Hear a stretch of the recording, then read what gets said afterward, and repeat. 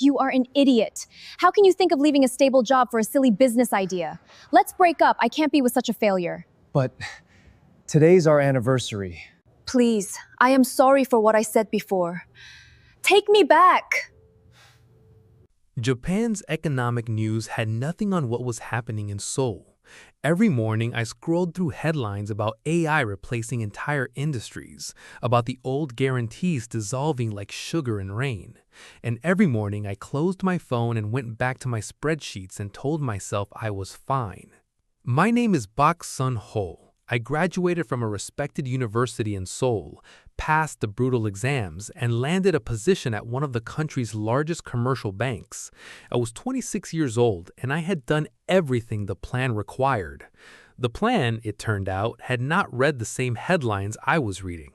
The world was changing faster than the plan had accounted for.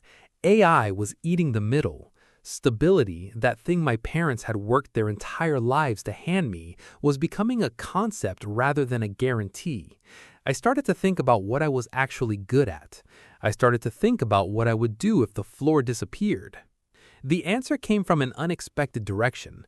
I was on the subway home one evening when an advertisement caught my eye, one of those motivational business segments that play on the screens between stations.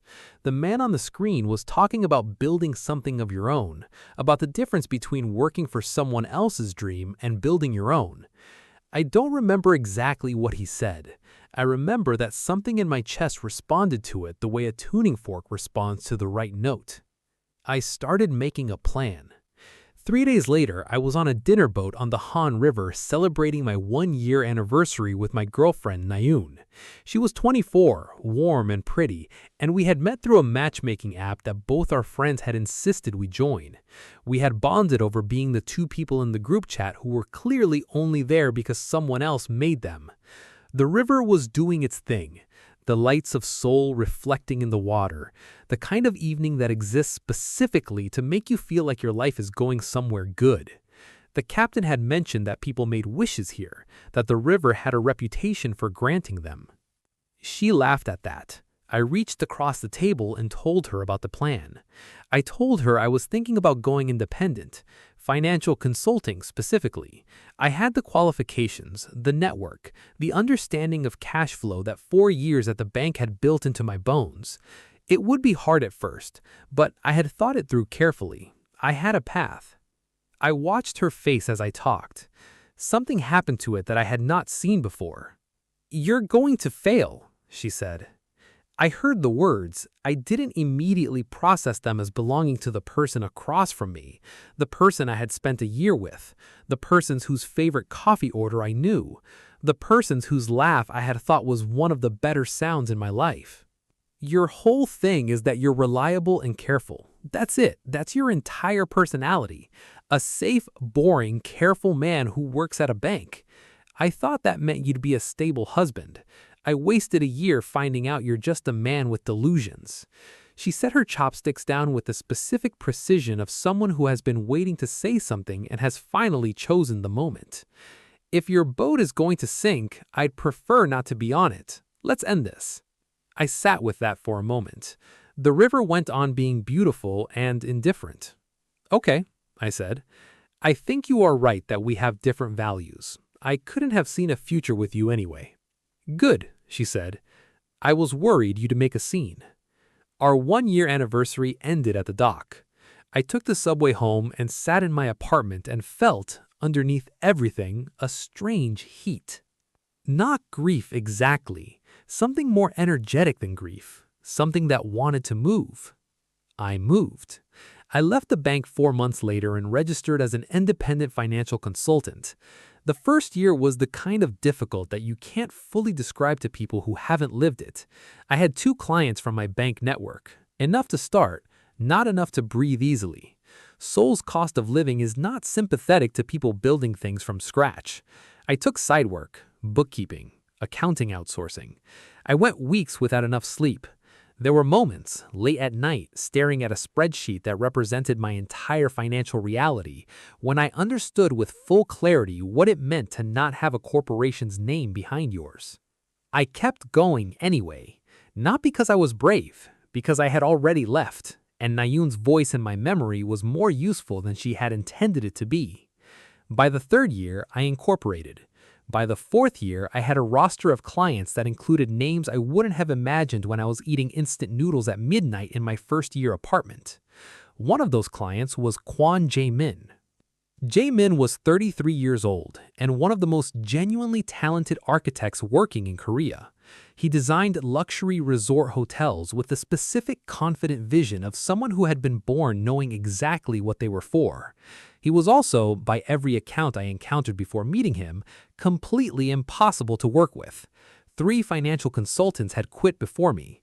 The paper advertisement, an actual paper advertisement posted on an actual community board because Jae-min had opinions about digital outreach that were his own, was not a trap. It was exactly what it looked like, which was an unusual man trying to find someone who wouldn't quit. I rang his doorbell with more uncertainty than I had felt since my first day at the bank. What followed was Jae-min insisting that we play a fighting game together before any professional discussion occurred. I won 3 rounds. He declared me hired on the spot. 4 years after going independent, I was waiting for Jae-min at a hotel in Gangnam when I heard a voice I had not heard since the dinner boat on the Han River. "Sanho?" I turned. Nayun. She looked exactly the same, put together, careful, the kind of presentation that requires significant effort to appear effortless. Her expression went through several calculations in rapid succession before landing on something that had decided to be triumphant. "I can't believe it. What are you doing at a place like this?" She looked around the hotel lobby with a smile that was asking whether I could afford to be here. "Don't tell me you're still pretending to be a businessman." "I have a meeting," I said. "Oh, of course you do." She laughed in the way of someone who is not laughing. "You're here with my boyfriend. He's in leadership at this hotel group. Brilliant, good-looking, extremely successful. I made the right choice, I think. I'm so glad I didn't let you drag me down with whatever that whole plan of yours was." She tilted her head. "Did you ever actually go through with it, starting that business?" Before I could answer, I heard Jaemin's voice from across the lobby. "Sunho! Hey!" He was walking toward me with a specific lack of spatial awareness that was simply how he moved through rooms. He grabbed me in the headlock that was his version of a greeting, which I had learned to brace for. "You're going to wrinkle my jacket," I said. "Your jacket is fine. Stop being so uptight." He released me and looked at Nayun with the assessing expression of someone who has categorized a person in 2 seconds and found the category uninteresting. "Who's this?" "Someone I used to know," I said. "Jaemin." A voice from behind him, clear and firm. "You're in a hotel lobby. Act like it." I turned. The woman walking toward us had the specific quality of someone who has decided exactly who they are and made peace with taking up the appropriate amount of space.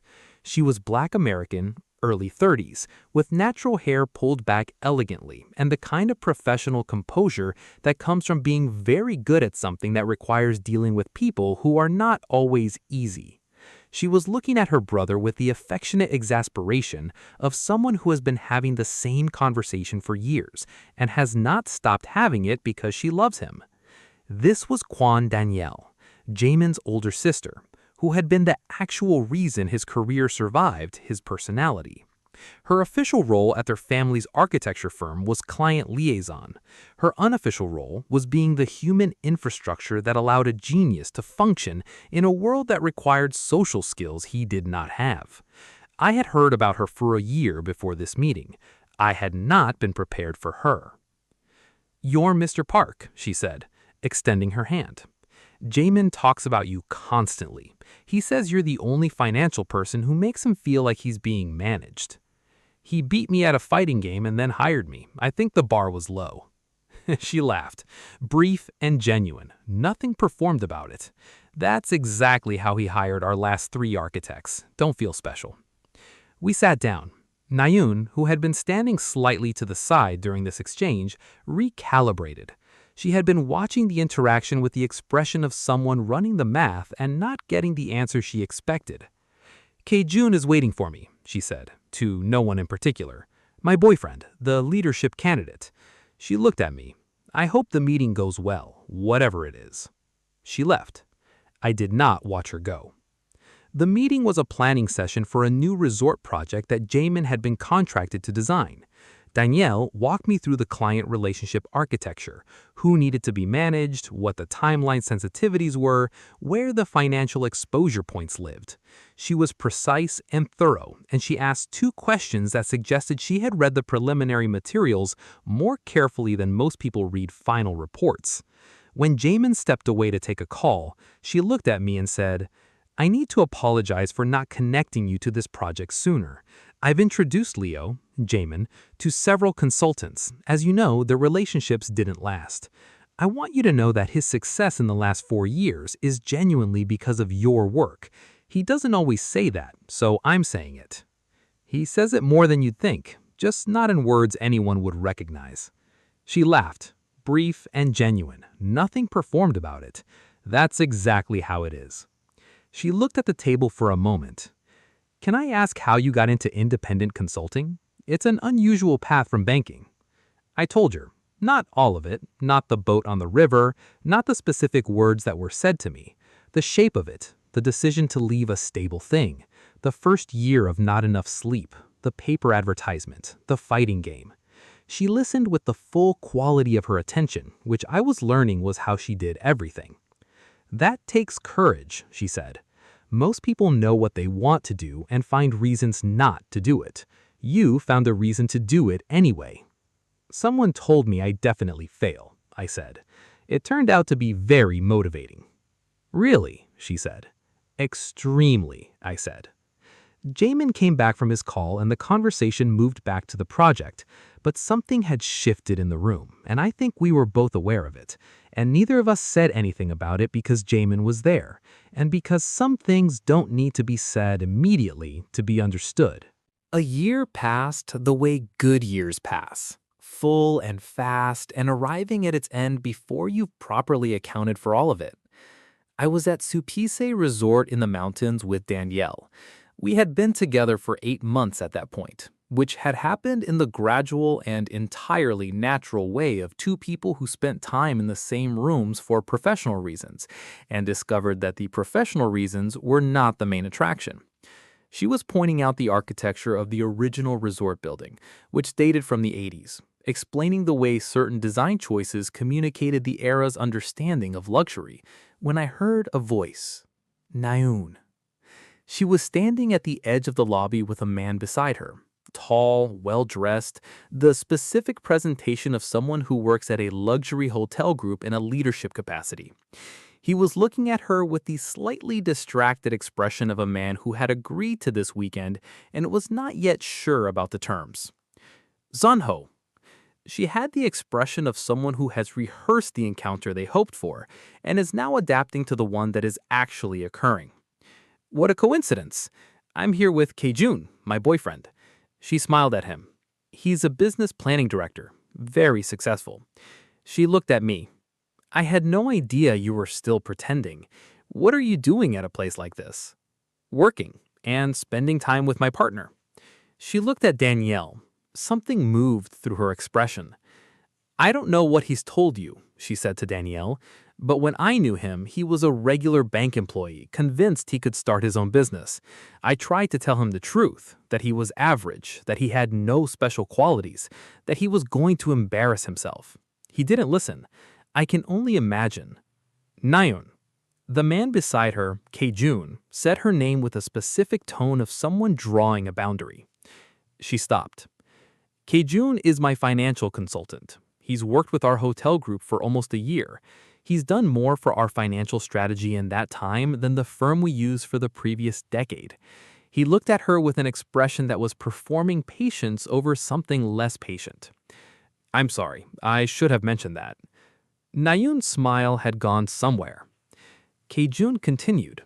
He's also one of my most trusted professional contacts, and the woman beside him is Kwon Danielle, whose firm is designing the expansion project I've spent the last year fighting the board to approve. He looked at Nayoon with the expression of someone who has finished the calculation. I think I'd like you to apologize. The lobby was very quiet.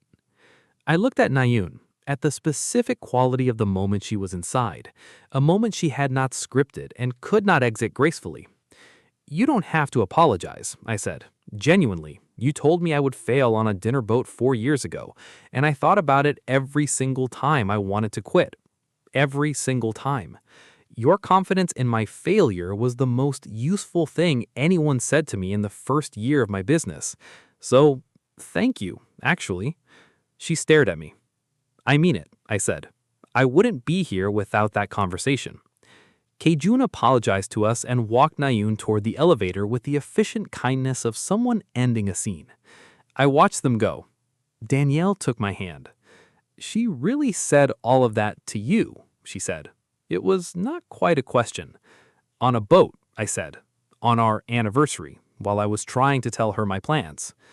And you started your business anyway. I did. She was quiet for a moment. I'm glad she said it, she said finally. So am I said. 3 days later, Nayun appeared at my office. I had not expected this. I went with her to a cafe near the building because handling things in the office felt wrong, and because I wanted a table between us, and because coffee is a reasonable prop for an unreasonable conversation. She wanted me to intercede with Kejun, to put in a word, to use the professional relationship I had built with him over a year to undo the impression she had made with her own words in the space of 5 minutes. I said no. She adjusted her approach. She suggested that Danielle was not right for me, too independent, too established, too unwilling to make herself smaller for a man. She suggested that she could offer me things that someone like Danielle could not. I told her to stop talking. My voice was very calm. I was surprised how calm it was. I told her that Danielle was the most genuinely accomplished person I knew, that her independence was not a flaw, that her experience had made her extraordinary in ways that Nayun was using as insults, that the comparison was not what she thought it was, and the offer was not what she thought it was, and I was not interested in any version of either. She gathered her things. Her eyes were wet with the specific tears of someone who was angry rather than sad. You're making a mistake, she said. I made a several, I said. This isn't one of them. She left. The cafe applauded, which was embarrassing and also, I will admit, not entirely unwelcome. I apologized to the other customers. I went back to my office. I called Danielle and told her what had happened, and she was quiet for a moment, and then she said, I'm going to tell Jamin. Please don't. I'm going to tell Jamin, she said again. Jamin, for his part, handled the situation in the way that Jamin handled all situations that required consequences, with complete conviction and zero hesitation, in a way that left no ambiguity about where the boundary was. Nayun did not appear again, not in our world, not in Kejun's world, not in any world adjacent to either. A year and a half after the hotel lobby in the mountains, Danielle and I got married. It was a good wedding, the kind of wedding that contains the specific warmth of people who actually like each other. Jamin gave a speech that was mostly about architecture and accidentally about love, which was the most Jamin thing that had ever happened. And Kejun cried, which surprised everyone, including him. I stood at the altar and looked at the woman walking toward me and thought about the boat on the Han River and the things that were said to me there and how none of them were right and how all of them had been necessary.